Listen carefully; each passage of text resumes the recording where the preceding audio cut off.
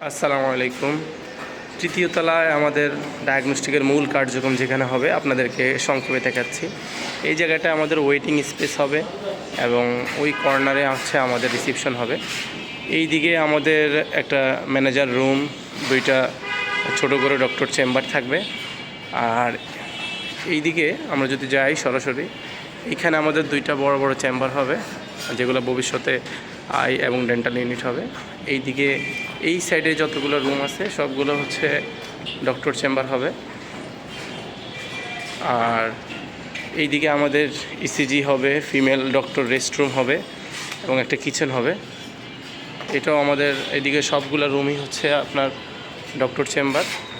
এই কর্নারে আমরা মহিলাদের জন্য একটা ফিমেল ব্রেস্ট ফিডিং কর্নার এবং ফিমেল প্রেয়ার রুম রাখছি। আমাদের এই বড় রুমটা হচ্ছে আমাদের আলট্রাসোনোগ্রাফি রুম হবে।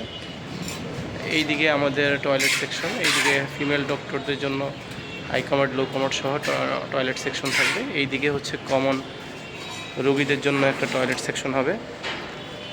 এদিকে আমাদের কালেকশন রুম হবে একটা। আর এই দিকে যে রুমটা, এই রুমটা হচ্ছে আপনার মেল ডক্টর রেস্টরুম এবং সাথে হচ্ছে একটা অ্যাটাচড বাথরুম হবে।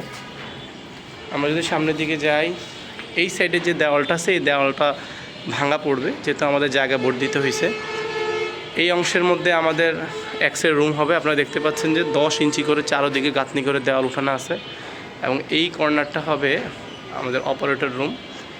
এই দিকের রুমটা আরও সামনের দিকে এক্সটেন্ডেড আসবে, এই রুমটা আরও সামনের দিকে ভেঙে সামনের দিকে আসবে। এটা হবে আমাদের একটা স্টোর রুম।